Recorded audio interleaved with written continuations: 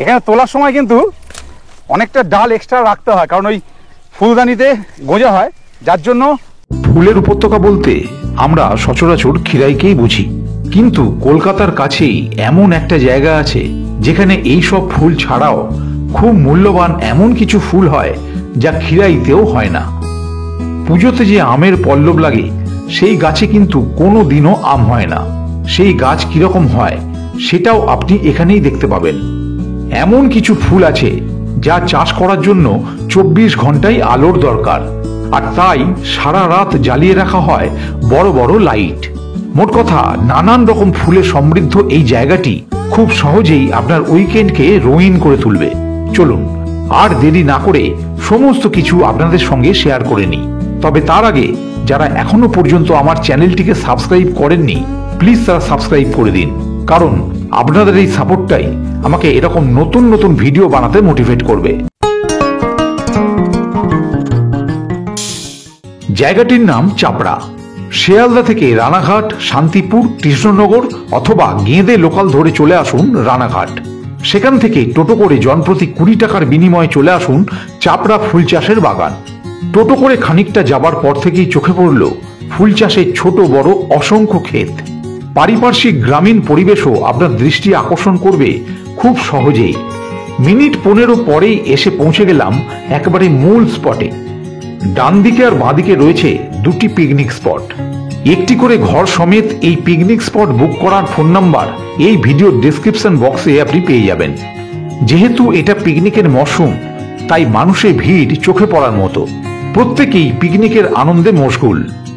রয়েছে 3 তলা একটি বিল্ডিং, এটিও পিকনিকের জন্য ভাড়া দেওয়া হয়। কয়েকটি রুম ছাড়াও স্পট রয়েছে। এই সবকিছুর বুকিং নাম্বার ভিডিও ডেসক্রিপশন বক্সে আমি দিয়ে দিলাম।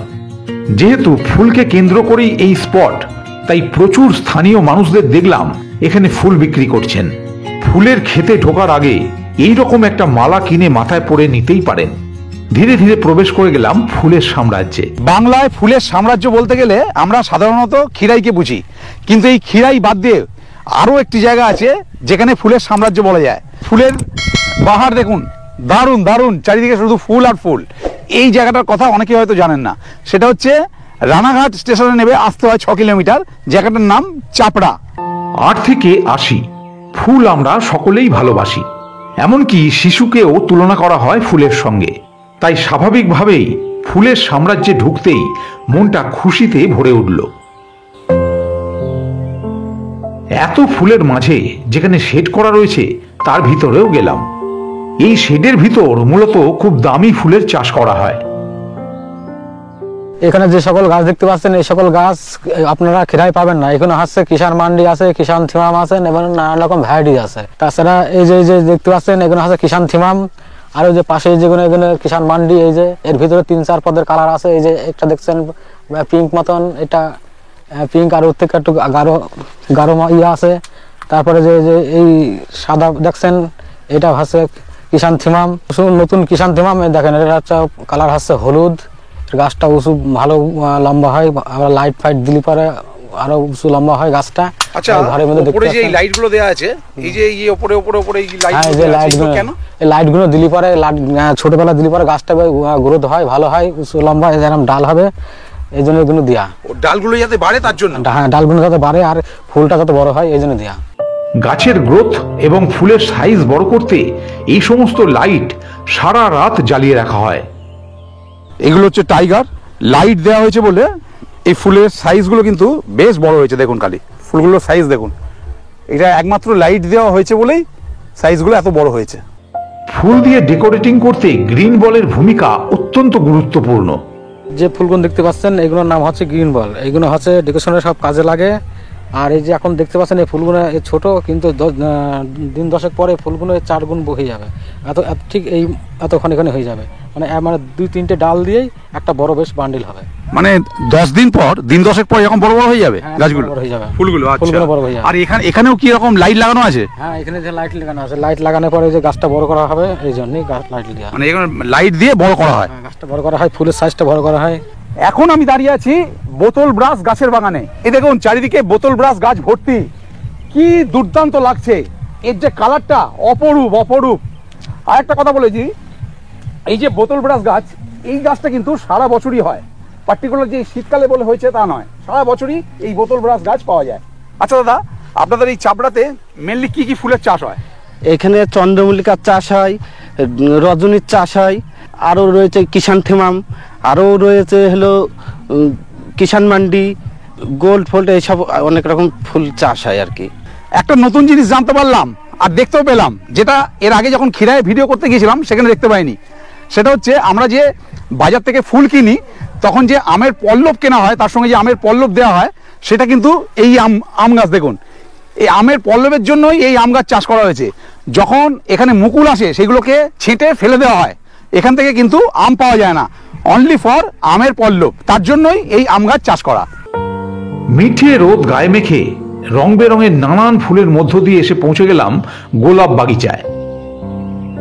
চলে এসেছি গোলাপ বাগানে, গোলাপের বাগিচায়, চারিদিকে বিভিন্ন রকম ফুল, তার মাঝখানে এই গোলাপ বাগানটি। ব্যাপক লাগছে, ব্যাপক।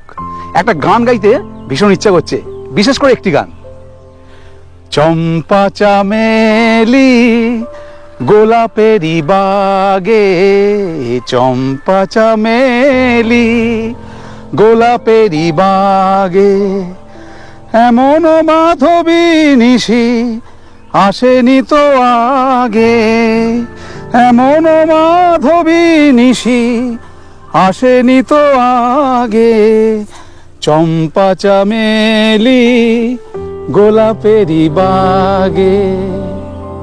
যত ঘুরছি নানান রকমের ফুলের সুবাস যেন বারবার মনকে নাড়া দিয়ে যাচ্ছে। চলে এলাম রজনীগন্ধার রাজ্যে। ও, চারিদিকে পুরো রজনীগন্ধার সমারোহ, কি বিউটিফুল লাগছে, একদম গন্ধে মম করছে। এ দেখুন, আহ, লাভলি লাভলি, বিউটিফুল লাগছে, বিউটিফুল। কিরকম একটা বিয়ে বিয়ে ভাব। যারা ফুল চাষ করেন তারা এই গাছগুলোকে বাচ্চাদের ন্যায় মানুষ করে তোলেন, অতি যত্ন করে, জল দিয়ে, সুন্দর করে পরিচর্যা করে, ঠিক যেন একটা বাচ্চাকে যেরকমভাবে যত্ন নেওয়া হয়, গাছগুলোকে ঠিক এরকমভাবেই যত্ন করেন।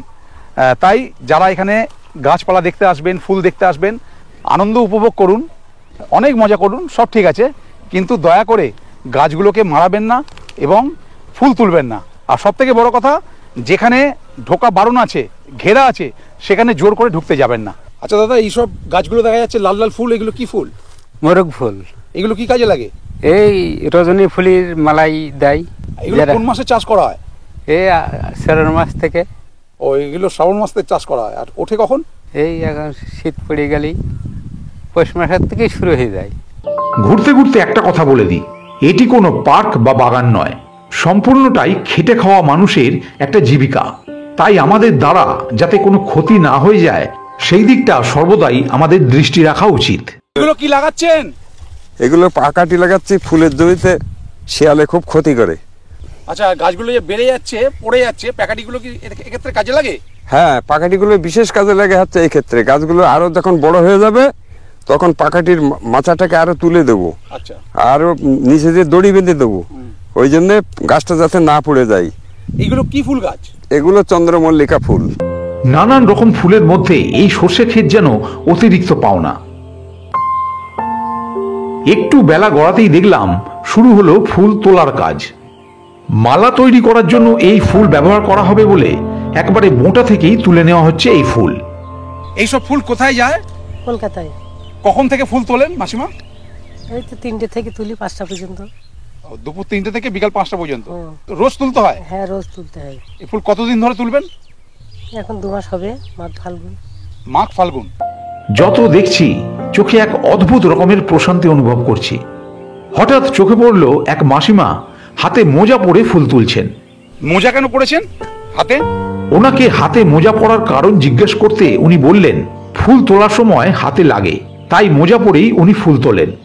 তবে ইনি কিন্তু ফুলের অনেকটা ডাঁটি সমেত ফুল তুলছেন। এসব দেখে মনের মধ্যে ফুল তোলার ইচ্ছেটা যেন বহিঃপ্রকাশ ঘটল। ফুলের বাগানে ফুল তুলছি, এখানে তোলার সময় কিন্তু অনেকটা ডাল এক্সট্রা রাখতে হয়, কারণ ওই ফুলদানিতে গোঁজা হয়, যার জন্য ওই যে মাসি ফুল তুলছিলেন উনি কিন্তু জাস্ট এখান থেকে তুলছিলেন, কিন্তু ইনি আবার দেখুন এতটা করে ডাল রেখে তুলছেন, কারণ এইগুলো ফুলদানিতে দেওয়ার জন্য ব্যবহার করা হয়। এর মধ্যেই দেখতে পেলাম অনেকগুলো সুন্দর সুন্দর সেট তৈরি করা রয়েছে, যেখানে সর্বসাধারণের প্রবেশ একেবারেই নিষিদ্ধ। অনেক কাকুতি মিনতি করার পর একজন সেটি খুলে দিলে ভিতরে দেখি জারবেরা ফুলের চাষ। খিরাইয়ে কিন্তু এই মূল্যবান ফুলটার চাষ হয় না। প্রায় 7 থেকে 8 টাকা করে এক একটি ফুল বাজারে বিক্রি হয়। জারবেরা যে ফুলটা, এটা কেন এই ঘেরার মধ্যে হয়? এই কুয়াশার জন্য, কুয়াশা আর রোদকে প্রোটেকশন দেওয়ার জন্য, আর বৃষ্টির জল, মানে যাতে কুয়াশা না পড়ে। কুয়াশাটা আসলে পরে বা বৃষ্টির জল পড়লে ফাঙ্গাল ইনফেক্টেড তো হবে, এই বৃষ্টির জল সহ্য করতে হয় না।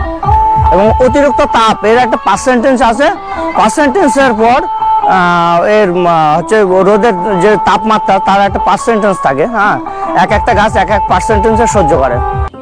আমি দেখে বেরোতে না বেরোতেই আবার বন্ধ করে দেওয়া হলো। যারা মনে করবেন যে অনেকটা ঘুরবেন, মানে অনেকেই এখানে একটুখানি ঘুরে চলে আসছেন, পুরো বাগান দেখছেন না, পুরো ফুল দেখছেন না।